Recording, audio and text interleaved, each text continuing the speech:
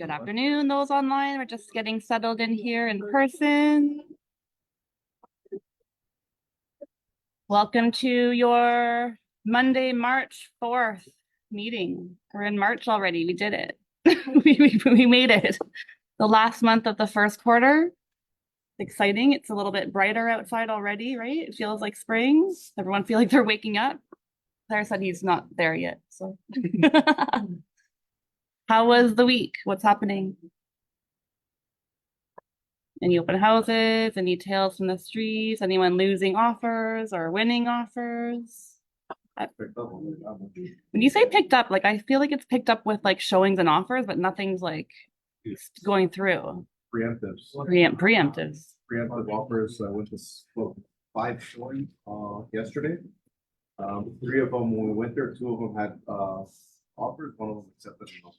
And what is it, like freehold or condo or Freehold? Freehold. I think freehold's still Westford a and thing. York. Under $1 million. Listed 999 or 1.1. Yeah, so just around that kind of sweet spot, right? Selling in what they should be, like around 1, 2, 1, 3. Yeah. Okay, that's good. Yeah, there's definitely buyers out there. So anyone do open houses? No. Exciting. Well, today we're going to talk about, we've got some stats to share, more TRESA stuff. I think every week we're going to talk about TRESA until it's done, but we'll give you guys an update on that, some tax stuff and some fun articles, and then anything else that you guys want to talk about, just let us know. We'll try to keep it to an hour today. So Claire, do you want to talk about, well, I'll talk about Chris Leader, I guess, first. We had about 20 people here this morning to that session, and then we do that one in person only. We don't stream that one because we pay for that service. So if you want to watch it on your own, you can enroll into it. I think it's like $30 a month. I know quite a people have done that. They're just doing it at their house there for $30 a month, right? A lot of people are doing it on their own. So I like what he's doing here. Anybody like what Chris is talking about? He's talking about interesting things, right? I thought today was really, strong. It was very good. So it's worth the $30 for somebody there. I think so. Normally be able to stream it to everybody else, but the way that the law works nowadays, that we're not allowed to do that. So yeah, to be honest, I only get the link like 5 minutes before the meeting anyways, so it's not really meant to be a streaming thing, but it's good that we have our own watch party here. And then if you want to do it from home, you're welcome to do so. So I think he's relevant. He's Canadian, touches on both like US and, all North America. He's right in line with our topics because on March 19th, we've got our Fired Up event, which is going to be all about listings. So you can tell he's sort of following that same progress of, starts in the beginning and then now we're at the listing part of it. So it's timely and relevant. it's $30 a month. Yeah. Yeah. So today he talked about, again, listings. So Claire always says list to last. So it's not an industry secret. We know that listings helps you generate more business for yourself as well. He's just saying to focus on listings. So the best agents, most productive agents are the ones that take listings and focus on listings, right? I'll just chime in too. Yeah, so the first thing you talked about there was what, the know your stuff, right? So you guys know your stuff. Like I give stats here, right? Like just a little test here, but how many active listings today? 13,000. Okay, and what's the months of inventory today? In other words, how long does it take the average property to sell? Like let's say or inventory, right? All right. 3.85, right? So we have 3.858 months of inventory right now. When you're talking about knows your stats, right? And you got to know the neighborhood. When we used to do our listing presentations, we'd say, okay, you've got the overall stats, which is what the public reads. The public reads the Toronto Star. Toronto Star will say what? Price is up 3%, price is down 3%. But what are they talking about? They're talking about the entire real estate board. They're not talking about that particular condo in that particular townhouse in West Hill. That particular town in West Hill is not, doesn't have an average price of $1,025,000, right? So you got to know what's going on in that particular area. So they're saying know your area, know what's going on in that particular neighborhood, that type of house. Know your numbers. That's what he's saying. Know your stuff. When you know your stuff, you're also more confident, and your clients are more confident in you as well. This is where you could bring out like HPI and all the unique things that we teach you, because those are other things that other agents are not bringing to the table at their listing presentations. So we're always trying to teach you to go above and beyond and to know more than even your competitors as well. So let alone knowing more than your sellers, but also knowing more than the people that you're competing with also. Whoever's calling Claire, we're live right now. We'll call you back after. So the second thing you talked about was knowing your potential buyer candidates as part of your marketing strategy. So if you know that the area that you're selling in is really, baby boomers or older mature couples, you're not going to market first time home buying strategies or mortgage calculators or things like that to that area. When you're listing presentation, talk about who the potential buyer is as part of your marketing strategy to show that you know who's buying this particular house, right? So again, you have to know more than what your clients know. I mean, we have a debate about this one, Claire. He's saying dress to impress. But you know the reality. I mean, we do dress more casual than we used to, but you can still look polished. You can still wear jeans and your branded hoodie, but still look organized and have your hair done. So he's not saying dress in suit and tie, which is, probably the ideal, but you don't have to do that necessarily. You're going to dress for who your clients are, but dress to impress. Don't show up disheveled. Don't go smelling like smoke, look good. Do you agree, Claire? Or do you think people should be in suits and ties? I'm looking at Claire and Nelson now, who are still in suits and ties. It still works. It still works too. That's okay. Well, he also said you can never overdress. That's right. Yeah. And even Julian's in a suit today, so you never know what mood you're gonna be in. You can dress your mood too. That's okay. It can change, right? So you also talked about bringing a small gift. So flowers, coffee, it helps, build the trust and break down the walls. I don't know how I feel about that. We used to bring gifts too. We've brought flowers to people, and sometimes you think you got it because you were so nice. And you're like, how could they say no? We were so nice. We brought them flowers and they still don't go with you because that's not really what's getting you the listing. I don't know what you think about bringing gifts. I think. I don't know. You guys tell me if you got an appointment with the client, does your client have coffee or tea ready? Sometimes, yeah. And then you bring your own tea. Does that make it awkward? A little, yeah. I think it has to be for a purpose. I've brought flowers because I knew a client was going through a hard time. So that kind of made sense, but it wasn't just random. I think it has to be purposeful and not just showing up with gifts. Yeah. Okay. It definitely does not guarantee the listing. So don't think just because you're nice and brought them something cute, you're going to get it. Because I've been on the other side. We didn't get it. That's fair too. You could do something a little bit after to solidify it. Gift after the listing is. Depends on your love language, I guess, right? So we also talked about we talked about this too, but doing a full pitch, a full listing presentation, even for your friends. So don't just assume because of your friends and family that you're going to go in and get the listing and get full commission. Do a full presentation, even if it's practice for yourself to be able to do it over and over. I've done tons of listing presentations for my bestest friends, and you have to turn your professional real estate hat on in that moment. So don't underestimate, even though you're a friend or they worked with you before, I would still do a full pitch every time because the world just gets more competitive every time and they've got other people they can call. So I just want to add to what he said on that too. So we've got people that had agents in the past. So what do you say there? 70% of the agents don't survive 2 years. Yeah. And I always think of particular agents that never survived 2 years. What did they do wrong, right? And what happened? And one in my mind, well, two in my mind. The first one in my mind, this is years ago. They went through all the courses, did all the study, then they did what we told them to do, go out and do some door knocking. The first door they knocked on, the person looked at him and says, "Get the F off here," blah, blah, blah, blah, blah. The girl came back to the office, gave me a license and quit. That was her first day in the job, her last day in the job. So expect it, right?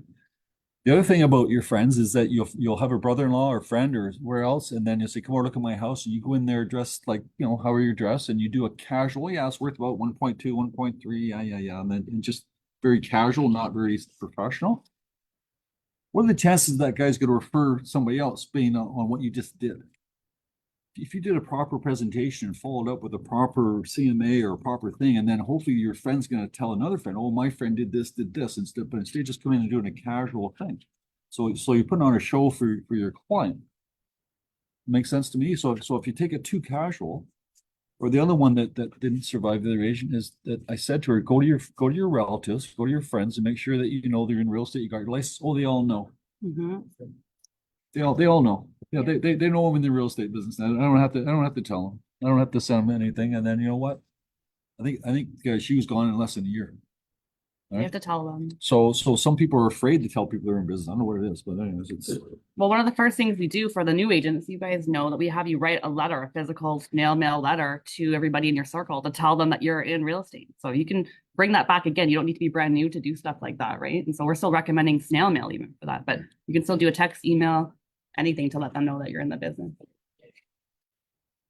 Then you talked about don't rush into business right away, like when you enter the door. And we're going to talk about all of this again on March 19th, so it's really timely. But small chat removes tension. So don't go right in and start talking about comparables and marketing strategy and staging. You have to sort of build a rapport with them. And that's the first thing you'll do when you sit down at the kitchen table is you're going to start to build the rapport. So usually when the girls and I go, I try to look at their pictures and see if they like traveling. So I have stuff to talk about, kind of pay attention to what's happening in their house and pick up ideas and what you might be able to chat about and just don't rush into the comps and the business part of it. Just one little story again from the street there. Goes years ago. The agent's probably listening right now. He knows what I'm talking about, but it went on a listing presentation and the homeowner was very particular and very neat, and the house was beautiful and the house looked great. And then the client says to our agent, says, so what do you think about staging? Client says, this house is perfect. You don't need to stage this house. It's move-in ready. Great. And then he follows up later on about the appointment. So we gave it to another agent. Why is that? Because he staged the house. You get it? So it doesn't matter what you think, does it? I mean, really much what your client thinks. Your client wanted stage. You're saying, what do you think about staging? Instead of saying your house is beautiful, you don't need stage. You might just say, what do you think about staging? They're going to say, oh, I think it's very important. Yeah, of course we do staging. Yeah. You follow what I'm saying here? So don't make any assumptions here. That kind of leads into the next point because he's saying understand really what they want. So you'll notice in our listing presentation template, the first slide is just questions. It's just asking them, where are you moving and why now? And what made you buy this house? And it's all just questions. It's still not getting into comparables or the market. It's still trying to figure out, what do they think about staging? What do they think about photography? You're asking them what they think about these things. So you know later in your presentation what points to hit, and you're going to answer exactly kind of what they're looking for. This isn't a session here, but I'll keep going here for a second. Yeah. Somebody says, what do you think about open houses? You do open houses? Yes, sir. I do open houses every Sunday, every Saturday, and sometimes I do it during the week. And then the client replies saying, I can't stand open houses. I know you've committed yourself to Stanley, like it's a sales job. We're sales, right? Another one would be, you know, that if somebody goes in, if they replace the carpet or if they did paint it or did something or they fixed the wall or did the kitchen, if they spend like 2 or 3 months, another $20,000, they might be able to get another, I don't know, $50,000 from the house. Everybody been through that conversation? They don't want to do any of that stuff. They're lazy. They haven't done it for 20 years. Why would they do it for 2 days so they can sell the house? Mm-hmm. They just want to sell it and move on. Right? So be careful about that too. Yeah, for sure. This is here just right in line with the next topic is be a storyteller. So Claire is really good at having some historic stories and always about something to prove his point. So be a storyteller. It's a little bit of an art, and that's why you want to practice it as well. But it's not just you delivering a business presentation. You want to sort of have a flow and an art, and it takes practice as well to do that. But be a storyteller throughout and give examples from previous sales that you've done or things like that. Give a story to go with storytelling. Looking at the time. Yeah, fair enough. Okay, last one, copy is for closers. So the whole point of a listing presentation is to get a signature at the end of it. So bring the documents with you, bring the blank forms and ask for the close right then and there. That's the main point of doing a listing presentation. Cool. Anything else but Chris Leader? That was the session from today. So that's our summary. Let's talk about stats now. Okay, so how's the market? Everybody saying the market's good, bad, ugly? What is it? Anybody know? What's your opinion? Just so you know that I've got February numbers here. I did March numbers too, the first 3 days of March, but that's not enough stats to really have really an input. So I'll just do what I think is going to be February. In February, they'll probably come in with the stats probably tomorrow or the next day. Yeah. But I've got about 13,400 active listings right now. So it's gone up from last week at 13,200. So we're up about, not much, yeah, a little bit there.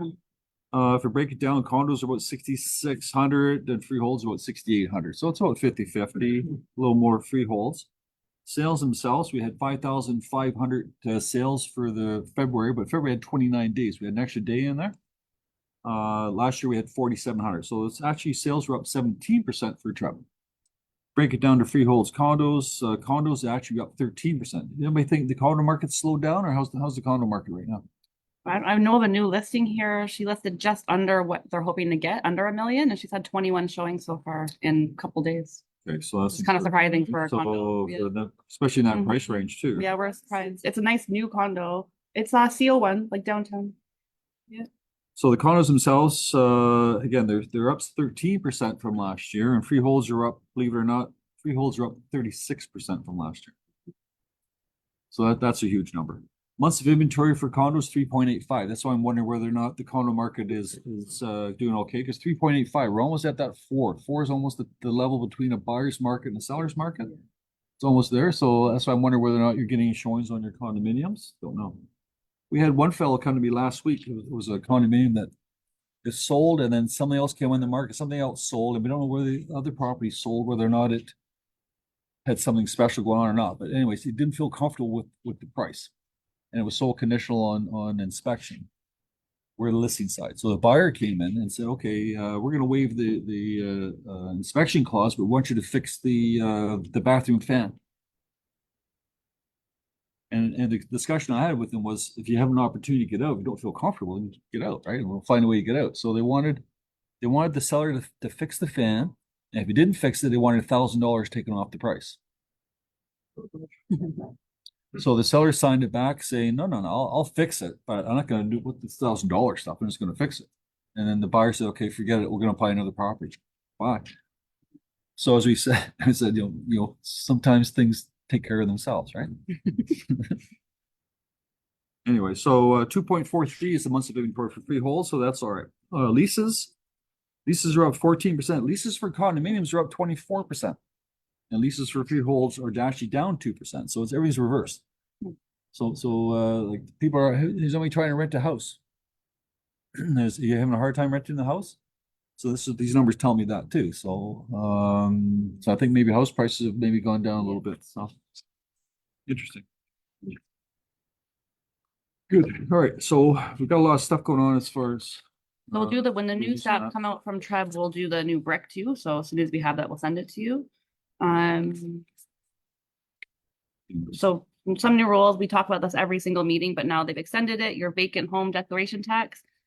You now have until March 21st to reach out to your clients if you hadn't already. This is, again, we say this every time, but it is a really good touch point.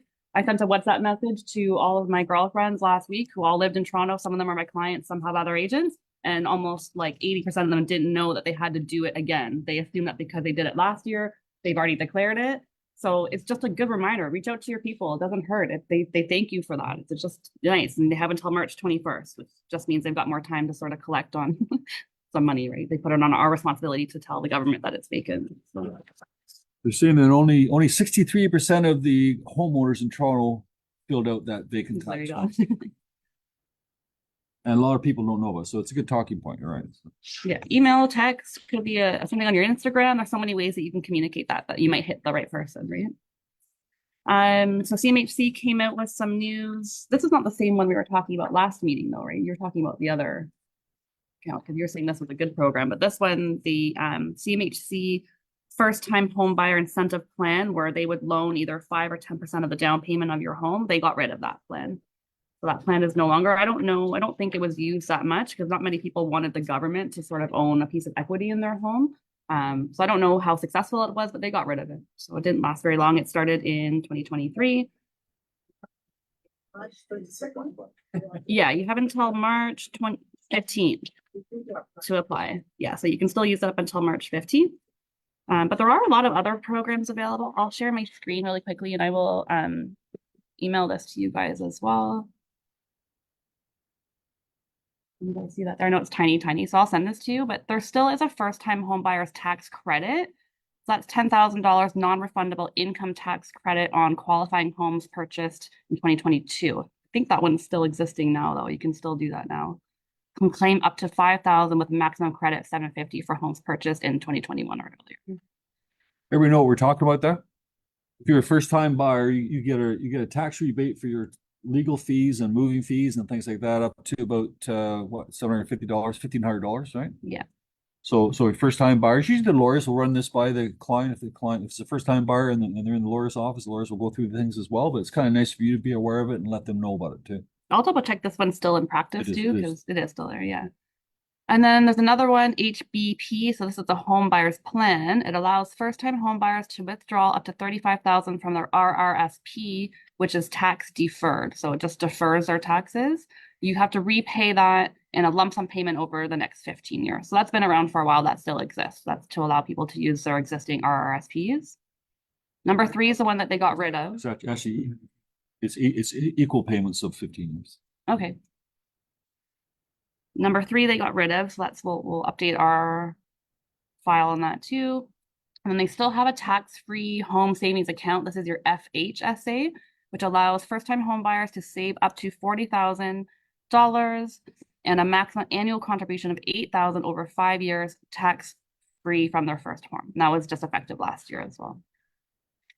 For me, that is the best plan they have. That's what we're talking And if you're going to do bricks, okay, we're trying to give you information so that you can put on your bricks for advertise. Right now, if you put a brick on Facebook or advertise in a flyer, you're putting on, what are you putting on there? Phone me for free market evaluation.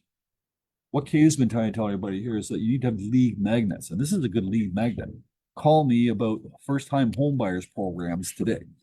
So in this particular case here, I would get a hold of my clients who don't want to buy. Let's say they live in their house, they don't want to buy. They have 20-something kids, 20-something, 20-year-old kids, or 30-year-old kids. Why wouldn't the parents or the grandparents, for that matter, give the kid $8,000 a year for the next bunch of years as a gift if they can afford it? It's great. So first of all, the kid gets to write off the $8,000 against their income, so they're not paying taxes on that. They get to invest that $8,000 into the stock market, let's say. Any interest that they get on that investment is tax-free. And when they take the money out at the end of the day to buy the house, it's tax-free as well. And if for some reason they don't never buy a house, you can, in 25 years, you can take that money and transfer it to somebody else as a thing. So there's all kinds of benefits for that. Yeah. So just something to talk to your clients about. Yeah, on social media right now, all we're so focused on is what they took away, which is the CMH thing. No one's focusing on the other 3 plans that we still have today. So don't be negative necessarily, because right now all the other agents are being negative about this plan and saying how didn't do anything anyways, blah, blah, blah. But we can shift the focus to be more positive and showing the programs that we do still have available that they can use. Okay, I'm going to jump right into Tressa unless you have more fun news to chat about. No. Fun. Fun. So RICO Guide still exists. We officially got rid of working with a realtor. As of today, March 4th, you can get rid of working with a realtor. If you still have it, it's okay. You don't need to like cancel it or anything like that, but you now need to get the RICO Guide signed. So you not only do you have to send it, explain it, they have to sign it now. So we're going to include that in our Sky Slope checklist. Just a reminder, when you meet a prospective client, they don't need to sign it before you can work with them or do showings, but you could, in best practice, send it to them, let them know when you see them, you're going to go over it. I had the question on the weekend if we can do a video or something on it. I said, sure. Like every Monday we talk about it. So this is officially my video on the RICO Guide, and I was asked to summarize it. So I'm just going to read all 13 pages right now while we're in this meeting. Right? I think that was the question. I'm just going to read it. That's the only way I know how to summarize this guide. I'm not going to do that because it's going to take time. My point is read it though. I mean, I've had to read it. Claire's read it. Have you guys all read it? Agents are fun, right? We're all right-brained, right? Right-brain meaning like it's all emotion. It's all like, it's fun, creative. Not left brain, right? Yeah. So I've had many people complain to me about this 13-page information guide, how bad it is. And I've said to them, have you read it? They say, no, I'm not going to read it. It's too long, right? But yes, web beside this. or your clients will read it anyway. So anyways, it's fine, it's there. But if you ever did read it, it's pretty good. And if you ever want to do a first-time home buyer seminar, or if you want to do a home buyer seminar at all, I would take that, give it to your clients, and read it to your clients. There's your seminar. It's true. I read it when I was in bed, right? Yeah. So it's easy to fall asleep. Yeah. So, This is your nighttime reading material? Okay. I mean, as long as you read it, I will summarize it quickly though, just so you guys know the basic premises of the RICO Guide. And there's a table of contents, so it's just page number 2. I'm not didn't summarize this from my brain. But the first section talks about what it means to work with a real estate agent. So it's just talking about what we do as an agent and what that means to work with an agent versus not working with an agent. Then they talk about the risks of not working with an agent and what it means to self-represent yourself. Okay? So if they want to know, maybe they have an interest in self-rep and they want to know the risk, we put it right in page 3. There's also an entirely separate RICO guide for self-rep people. So as soon as they declare they want to be self-rep, you give them a whole other guide on that. And then it talks about signing a contract. So what a listing agreement means, what a buyer's rep agreement means, what it just means to sign a contract. And it just warns the consumer that you're going to be asking for a contract. what multiple representation means and what happens in those cases. So it talks about that. And then the last page, you're not going to explain in too much detail because it's all about how to file a complaint against your agent. So it's just giving them the contact information and the steps to complain. So that's probably the last section you're going to explain in detail, but that's the summary of the RICO guide. It also serves as a great thing in your listing agreements. If you're looking for what services to include, it actually lists all the types of services an agent might do. So you can use that right for your Schedule A listing agreement. There's a new commercial version. That's really all you need to know, but that was my main summary. And I think just take the time to read it and it won't seem so scary. It's really all of your working with realtor and all of your other documents all summarized into one document. So the way we're going to collect it being signed, either the last page, you'll send this to Jeremy. You can send him the whole thing if it's part of your normal like documents, if you bulk them all together. It could be through the app if you're going to use that on the RICO website. Just send a little screenshot or you get an email confirmation. However you have it signed, it's up to you, but just send it to Jeremy. We're going to keep record of it, and the working with a realtor is now eliminated. Okay. I sent the thing for the client to review. They didn't open the email, but when I sent them the offer, including that, they signed it. Yeah. Looking at it. I'm hearing that too. So you put it as a first page of your documents as you go through your flow. So like even right here, I got the flow up here, which I'll send a new one. We have a new version for March now. So the RICO guide's always first. So in your document package on your e-signing, you could have the RICO guide right there in the offer package. You're going to have your listing agreement. There are 4 different new versions of listing agreements now. So you're going to have one for designated rep and one for brokerage rep. And you're going to have the same thing on the buyer side. So you have your listing side, your buyer side. You have 2 of each DR, BR for those. As default, the front desk girls are going to send you brokerage representation, meaning we have brokerage rep. You're not listing yourself as a designated rep. If you want designated representation, just ask the girls to send you the DR version and they'll send that one to you. But as a default, we're going to send you all brokerage representation agreements. For both listing and the buyer side, we're going to just assume BR for both. And if you want DR, just let the girls know and we'll have them on file. Just as a test, you guys did all the anybody do the RICO Teresa update course 2024? It's mandatory if your cycle's coming up for your renewal, but it's optional if you just want to do it. It's not, I mean, I did it. It's a good way to learn it if you want to learn Tressa really quickly. Yeah. But it's nice that it goes towards your mandatory education anyways. Mm-hmm. Just my point is that if you're reading that, that's fine, but can anybody here tell me what a designated representation is? That was my question. Your main question. I press it saying you've already read it all. So does anybody know what a designated rep does? What's the purpose of it? Why is it even there? Why are we even talking about it? Yes. The only reason why it exists is because they don't want us to do multiple representation. That's it. No other reason. But didn't the office, So the way I'm going there to make it easy for everybody, I'm suggesting as an office, we're not going to do designated rep. We're going to do like we've always done, and then we can talk about it. We can share. We can help sell each other's listings. Designated rep, you're not even allowed to talk about. You're not even supposed to stand up and say, "Hey, my client already bought something. He's desperate. Can you bring a buyer?" That would be completely against the law, right? Or as we said before, if you go on vacation and you say, "Mr. Seller, I'm going on vacation, so can you sign this amendment to the listing to add Steve onto the list, and he's gonna handle it while I'm gone." Right? The seller may sign it, maybe not.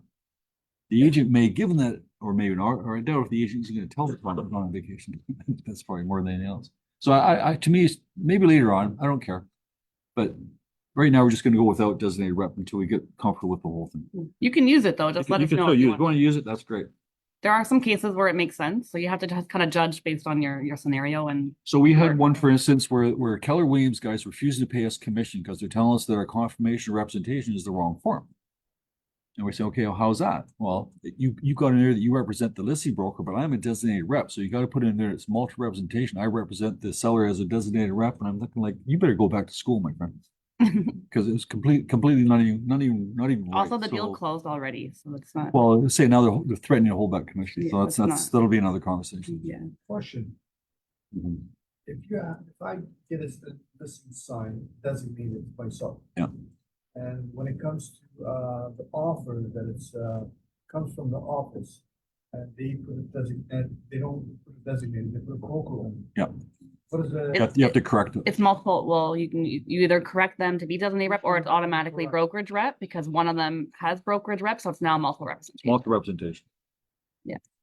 That's one, like, is that becomes an automatic Yeah. multiple representation? Yeah, as long as one person is brokerage rep, it means the whole entire deal is brokerage rep now.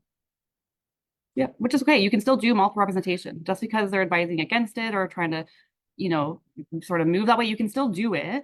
It just, there's now new multiple representation forms. So before you get to the offer stage, each one of them will have their own version. So there's 4 of them. There's seller, buyer, tenant, landlord.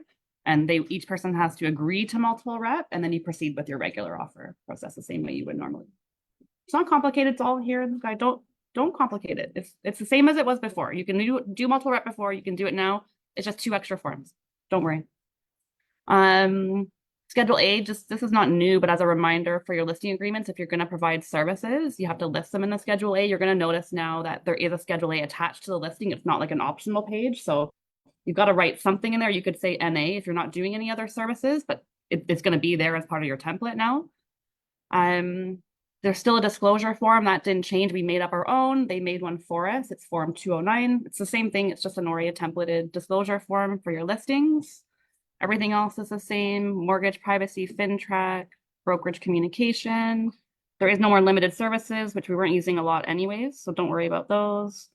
The CCR, they changed. We've been using it since last week. They just kind of reverted back to the more simpler version. They just added more designated rep info, so it's actually fine. It's 2 pages, makes more sense. Multiple rep forms, like I mentioned. And there's commercial versions. I think that's all the main changes. Don't stress. The main changes were the CCR, getting good at working with Realtor, and having separate designated reps, listing agreements, and buyer agreements. So I'm going to update the flow chart. If you're confused, just call me. The girls will all have updated forms. If you've used an old one, I've had a lot of agents over the weekend, like, I have an old form. Is it okay? They're okay. They're still compliant. These forms are templates and they evolve. As long as it has the main information that Tressa is asking of us, they're still compliant. So in my mind, so don't worry. And just don't worry about Tressa or anything else in general. I hope we don't have to talk about it anymore, but I think that's it. All the main changes.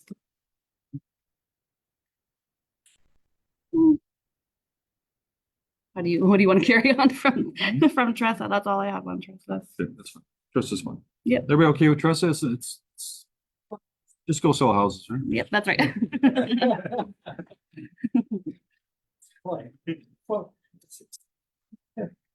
Everybody still. Go for it. I'm gonna stop sharing here too. Yep. Mhm. Okay, just a couple other things, just headlines. Going forward.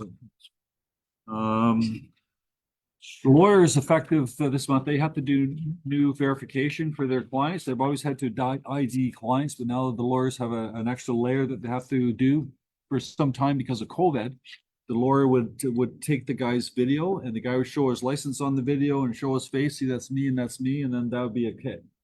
Not anymore. They have to actually have software that's going to identify. I don't know where they get the software, but they have to actually have a copy of the agreement itself or their driver's license. The lawyer does, and then they can identify them. But they have to look at both, make sure they're the same. So there's a little more things they have to do, which is fine.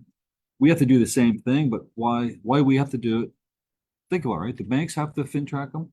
Lawyers have to FinTrack them. We have to FinTrack them. And holy crap! I mean, it just goes on and on and on and on. Everybody's doing something. The mortgage broker has to FinTrack them. We run into a situation where, like, trying to retain a PR, they didn't have a driver's license, so the lender wanted to have a Canadian ID with a PR card. Don't have a signature. Yeah. So the only way you can do that is if you go to Equifax, you can use Equifax data to verify FinTrack too. So we got an exception to use like overseas passport, but that's on the Canadian. So it was this day of the close. Yeah. So there's always day of closing where it goes, right? So lawyers be doing that. Does anybody have any clients who the builders are walking away from the development? Have you guys had that yet? We've had builders go bankrupt, but they actually shut down anyways. Terrion's got a $90 million lawsuit from builders that shut down their development and took the clients' deposits. So Terrion's going to cover up to $90,000, but Terrion's coverage, just so you know, if you're buying pre-construction, Terrion's coverage for individuals is a maximum of $60,000. $60,000 is what Terry uncovers for the deposit with the builder. 60 Oh, thousand. But how many of your clients have, if they're buying a $800,000 condo, they're putting 20% down, they're putting $160,000 down. What happens to the other 600, the other 100,000? So sad, too bad. So if you're in the business of selling resale there, and somebody's thinking, well, I want to do this, want to do that, there's something you may want to think about, right? But sometimes they'll continue on. They won't go bankrupt. Like that borough, for instance. I'm concerned with that one. I can't see that moving forward. Another, not for builders. Builders use that money to construct.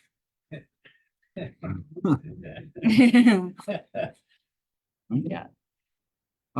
This guy here's got a good idea. If anybody have any pre-construction guys? What's happening is in pre-construction, and nobody read this when you did the contract. So there's an occupancy period, and the period between like you can move in, but you can't register. It's an occupancy period, and what they're doing, a lot of guys are paying what $3,000, $4,000, $5,000, $6,000 a month through the occupancy period. So they're burning through whatever savings they had, waiting for this thing to get registered. So what the pre-construction guys, the financial guys are saying, why can't we have a mortgage on that place? Why can't we get a mortgage during the occupancy period rather than the final registration? Builders say we don't want to do it because if the buyer doesn't qualify and the buyer walks away, they don't want a tenant in that property either. Because now all of a sudden it's landlord tenant board, they're stuck with a tenant that they don't know who the tenant is. So there's all things going on there too, right? But I thought that was a good idea if they could do that. can't close them until it's registered, right? What they're saying here is that can't somebody think that through and say, why can't we close and put the money in trust someplace there and then pending something? Yeah, but they. Some guys go, don't yeah. have the right to rent. And some guys won't allow you to rent during that period because of what I just said. Someone- Well, Yeah, but 8% they say it was to close it, but they don't. A lot of people, they go by and they don't put Oh, that's still written. There's a lawyer that's there. So anyways, that's gone, that's all, the water's gone under the bridge. It's already happened. These people now are going to the closing, but this is stuff for the future, hopefully, right? I thought this was funny. So does anybody know if you've got a tenant? No. So you've heard of rent evictions? Or you've heard where people say, I want you to get out because I want to use it for my son. Yeah. And then the kid moves out and then they rent it out to somebody else instead. Right? You know, it's completely illegal, right? So it's not legal at all. So this guy here did it in Markham. Seller got caught. And he said that he wanted this place for his family, and then family didn't move in. They re-rented it, and they said, well, the family was going to move in, but they didn't like the size, didn't like the layout, so we had to rent it again. The courts didn't believe that. Court just you're lying, right? Yeah. So they fined them. $4,800 went to the tenant for damages, and $4,800 went to the landlord tenant board for the taking up court time. $6,800 went to the tenant because the guy lied. He doesn't care. He jacked the rent up $14,000 a year. So it cost him less, and he got the $14,000 more, and the $14,000 goes on and on and on and on. And this is a one-time cost. So what they're saying here is it's a slap on the wrist that means nothing. Residential. It's built after 2018. Yeah. Yeah. It didn't really matter because they kicked the tenant out anyways. So even though they're bad and even though they're guilty, the fine doesn't match the gain. So people are going to still do it. So Yes. Liberty Village, they're trying to build 500. I know we do a lot of stuff in Liberty Village. Liberty Village is trying to build 588 rental units, and the village is putting their hands up saying, wait a minute, where are you going to put these people? We don't want any more people. There's enough. You do stuff in Liberty Village, you pay, it's a zoo, like the transit's off, you can't, you know, you gotta wait for 2 or 3 streetcars because they're always full before you can get on one. Seen some people doing this, so. I don't want to talk about this very well. We do that every time. We don't want to talk about it, or we're going to spend the next 5 minutes talking about it. No. ORWP. Caitlin's getting confused. Caitlin says, when did we become benefit counselors here? So anyways. You've got to log into it and you got to open up the brochure. Like there's a brochure that comes when they sent you the original information, they gave you a brochure that's Called a like member booklet. member booklet. Okay. You got to open up the member booklet. And then that will give you additional links to sign up for AIG, to sign up for Green Shields, to sign up for all the mental health and all the different people. So you got to start from the membership guide. So open up the membership guide if you want to find out how to sign up for the AIG, for Green Shields, or whatever the things are doing. Correct. So you don't, just because you sign up with ORWP doesn't mean you sign up for AIG travel insurance or for Green Shield or anything. You have to do that second step. You also have to enroll in ORWP. So just being licensed and just because you got the welcome email doesn't actually enroll you into the program. So you would have got sent an email January 19th-ish saying, click here to enroll. You actually have to follow those steps as well before you can even get to the member booklet that he's talking about. So that's your first step. And then you have to enroll in Green Shield, in AIG, in Maple for the therapy stuff. So you have to sign up for each thing individually. Insurance company call insurance. That's right. Green Shield's just went on strike. Their call center. Probably. I don't think it's all the realtors. They're a huge company. They don't just service us. They service millions of other clients. So it's not a result. It's just the timing is really funny. It's very coincidental. That's right. Because they were probably planning on going on strike for a while. Yeah. So we're going to send everybody an email later on this week.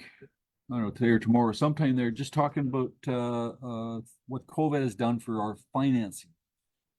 In other words, during COVID, we did automatic direct deposits. We told everybody to do the direct deposits, and everybody seems to be okay with that now. We're doing direct deposits now, so you don't have to be running all over the place. We've also can pay you, those guys that don't know, we can actually pay you yourself. We can pay your commission checks directly to your bank account through EFTs. And a lot of people are doing that, so we can take care of that as well. And we're just going to remind you that we can do that. And the other thing we can do, which people were not aware of, is if you have a balance of commission, what Heather will do, she'll give you your commission check. And if you got a check for your client, she'll put the client's check in with your check and staple it and give you both checks, right? We can also pay your client's checks by EFT if he gives their bank account number. So we can miss that step as well. Are we okay with that? So rather than having to run around with your client's checks, then we can also do that EFT. Now, some people may want to do that themselves as it's part of their service. They want to have a FaceTime. They want to shake the guy's hand. In the States, for instance, when you guys didn't know this, in the States, when a realtor closes a property in the States, they go to a title office. And the sales rep shows up at the title office with the buyer and the seller, and they get the check and they share the checks right there.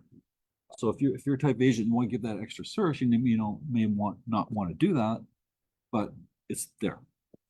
Okay, so I'm going to remind everybody you can do that. And the third one is what we call pre-authorized debit.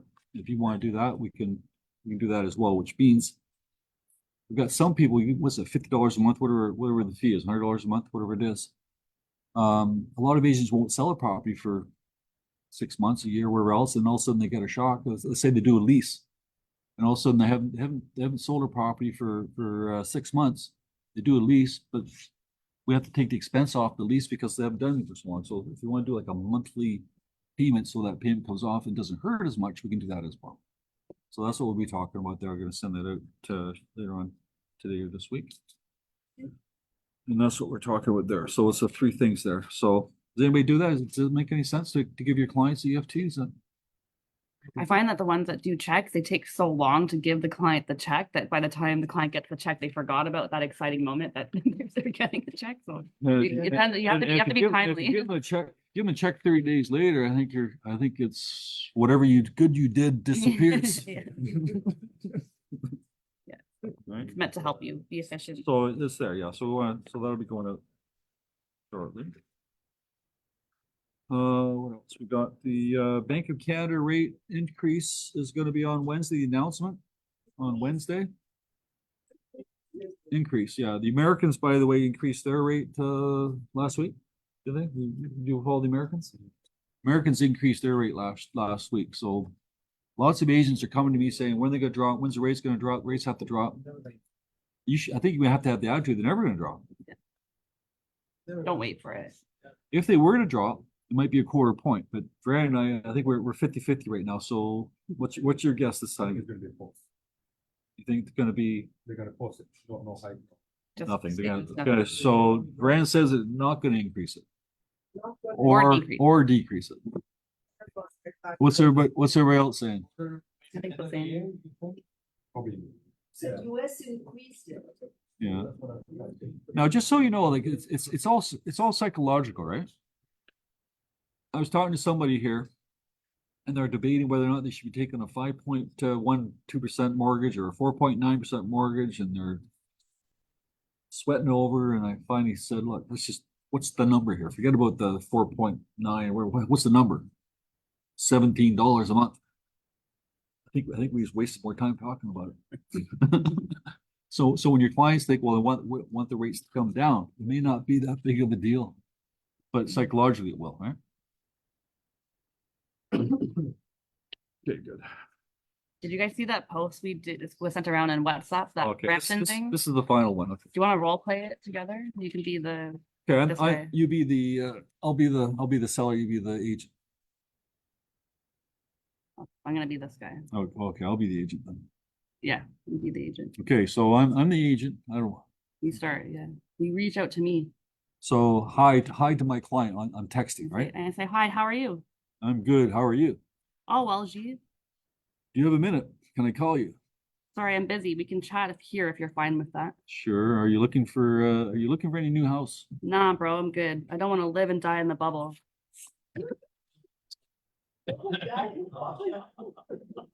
There is no bubble. Do you guys have folks that want to make some quick money? What's that? I'm looking for four to five people. This is a real thing. I'm looking for 4 to 5 people who can put on dummy offers on multiple listings. We can offer $250 to $500 for 5 offers on listings. We'll put down offer way less than what the seller wants to sell it. That way offers won't be accepted. Wow, what will be the end result? You follow what I just said? Yeah. I'm looking for people to put in dummy offers. I'm going to pay them $250, $500 for the pleasure, but I'll make sure that the offer they put in is very low, so it will never get accepted. Why am I doing that? What's the end result? What's the end result?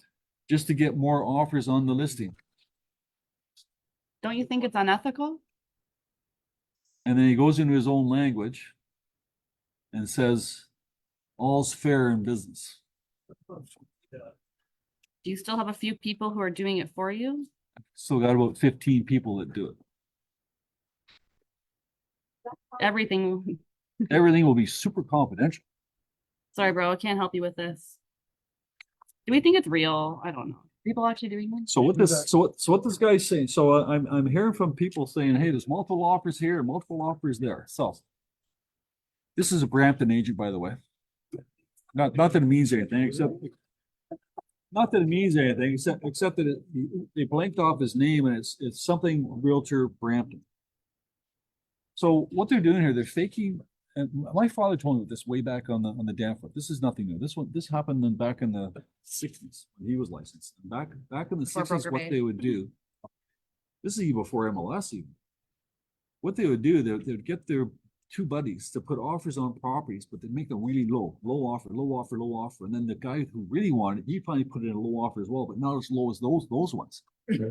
So the seller or the agent and the seller had the belief that it's low, but this is the best of the low, so better take it. It's still low. What this guy's doing is he's trying to generate fake offers to give you the impression that you have to pay over asking because it's multiple offers. Completely against the rules, law, everything else. That's why I say I think it's a fake. I think it's a joke. little fake social media. I think it's a TikTok fake thing. I think some guy made this up. How come there were like 50 offers, you know? You heard about that, right? So as a buying agent, Yes, even 100 offers. so as a buying agent, if you hear there's 3 offers, 4 offers on a property, you can't be suspicious, but what you have to do is do due diligence. What's the property worth? What's the comparables? What did that one sell for? This is what you're getting paid for as a buyer's agent. You can always say that this is buyer's agents out there doing these things, but I'm gonna protect you because I'm gonna do a proper CMA. I know what the value in this is. This is what we're doing.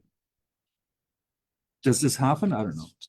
I think it's fake. I thought the whole thing was fake, especially when they put Realtor Brampton in there. I think it's just some guy just doing it. That's too convenient. I don't believe it at all, but I think the whole thing's fake. But could it happen?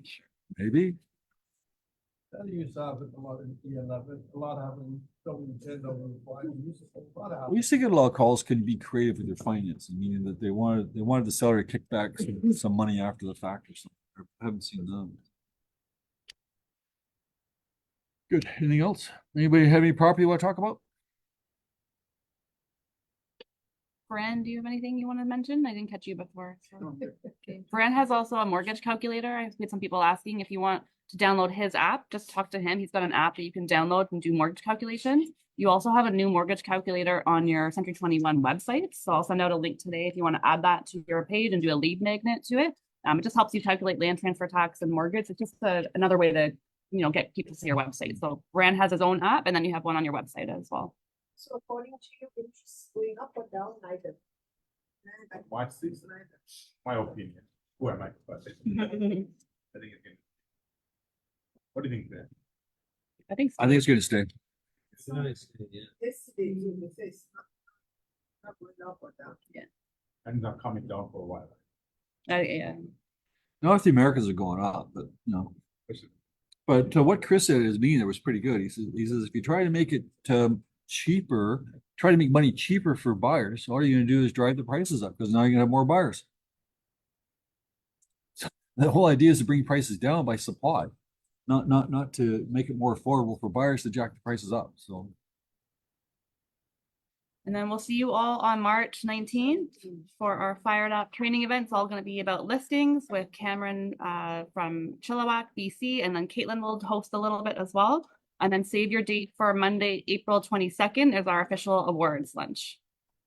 So March 19th and April 22nd for awards. March 19th. March 19th is a Tuesday. And you have to RSVP if you haven't already. Please let us know. Thank everybody. Have a great week.